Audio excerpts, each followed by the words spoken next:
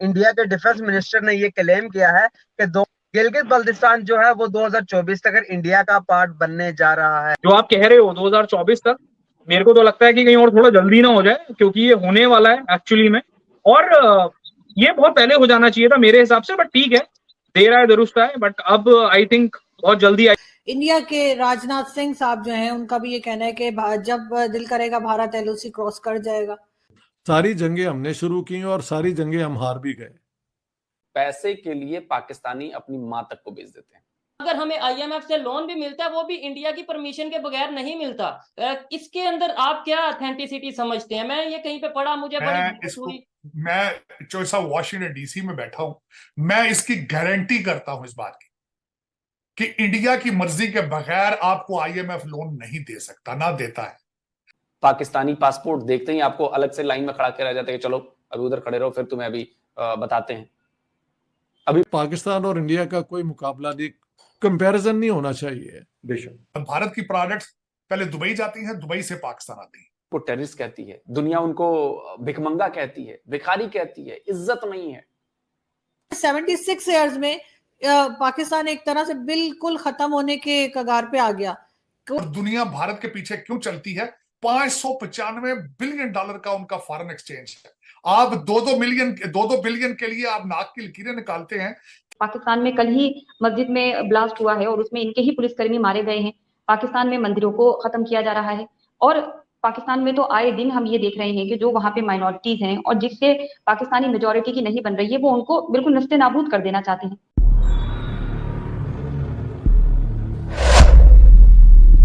नमस्कार दोस्तों, चैंपियंस की दुनिया में आपका स्वागत है। 26 जुलाई 2023 को भारत अपना 24वां कारगिल विजय दिवस मनाया। कारगिल विजय दिवस भारत की एक बहुत बड़ी जीत थी। साल 1999 में कारगिल युद्ध में भारतीय सेना ने पाकिस्तानी फौज को युद्ध के मैदान में धूल चटा दी थी। कारगिल की यह लड़ाई पूरे 60 दिनों तक चली थी और 26 जुलाई 1999 को यह खत्म हुआ था, जिसके बाद से इस दिन को कारगिल विजय दिवस के रूप में मनाया जाने लगा। विजय दिवस के अवसर पर डिफेंस मिनिस्टर राजनाथ सिंह जी के भाषण में यह कहा गया, यदि बॉर्डर के उस पार से टेररिस्ट एक्टिविटीज पर कंट्रोल नहीं किया गया तो इंडियन आर्मी को एलओसी पार करने में तनिक भी समय नहीं लगेगा। आप लोग कमेंट करके बताओ कि इंडिया कब तक पीओके को ले लेगा। इस पर पाकिस्तानी मीडिया का क्या रिएक्शन है, आइए देखते हैं। पाकिस्तान से रोजाना ऐसी खबर आती है कि नाबालिग हिंदू बच्ची को अगवा कर लिया गया, उसको मार दिया गया, जबरन उसका धर्म परिवर्तन करा दिया गया। अभी 3-4 दिन पहले भी वहां पे आया कि भाई 3 बच्चियां हैं, उनके साथ यही किया गया है।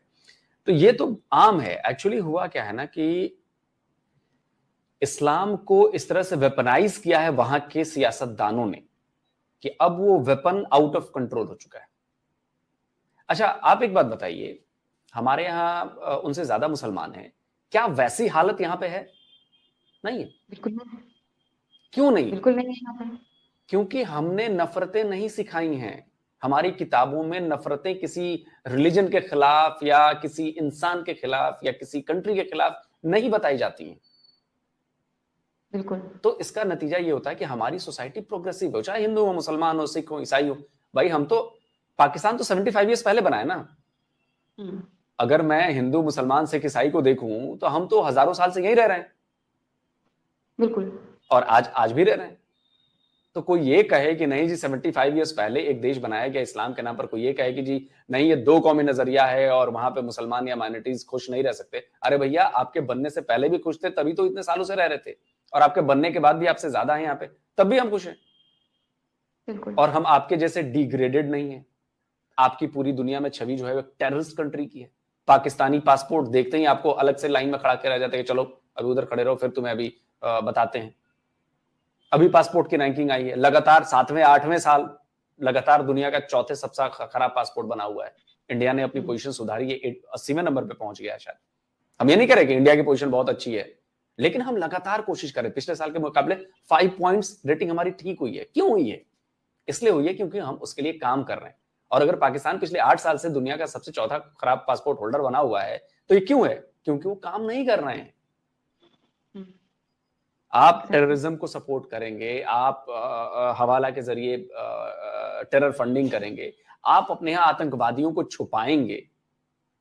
अरे कैसे कोई भूल जाएगा हाफिज सईद को? यूएन डेजिग्नेटेड टेररिस्ट है। कैसे कोई मौलाना मसूद अजहर को भूल जाएगा? यूएन डेजिग्नेटेड टेररिस्ट है। अब्दुल रहमान मक्की यूएन डेजिग्नेटेड टेररिस्ट है। साजिद मीर FBI का वांटेड था, 5 करोड़ का इनाम था मुंबई अटैक वाले मामले में, उसको आपने छुपा कर रखा। बाद में जाकर पकड़ा जब तलवार लगी कि अब कहीं FATF की ग्रे लिस्ट से ब्लैक लिस्ट पर न चले जाएं, तब आपने गिरफ्तार किया उसे। 140 UN डेजिग्नेटेड टेररिस्ट आपके यहां पनाह लिए हुए हैं, कैसे कोई आप पर भरोसा करेगा बताइए। तो जब आप ऐसी हरकतें करेंगे तो कोई भरोसा आप पे करने वाला नहीं है, और माइंडसेट नहीं बदल सकता, क्योंकि अब ये चीज DNA में घुस गई है वहां पे पाकिस्तान के लोगों में। बहुत मुश्किल है, बहुत।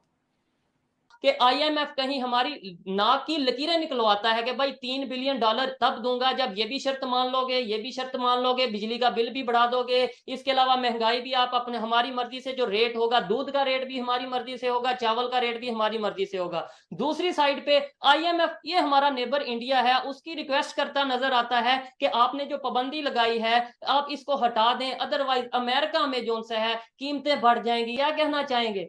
IMF ने आपके साथ कौन सी शर्त है जो नहीं रखी उन्होंने, बल्कि यहां तक कि आके अब वो आपके सियासी मामलात के अंदर भी इंटरफेयर कर रहे हैं। कभी इलेक्शन पूछते हैं कैसे होंगे, क्यों होंगे, कौन कराएगा, ये एक अलग चीजें हैं।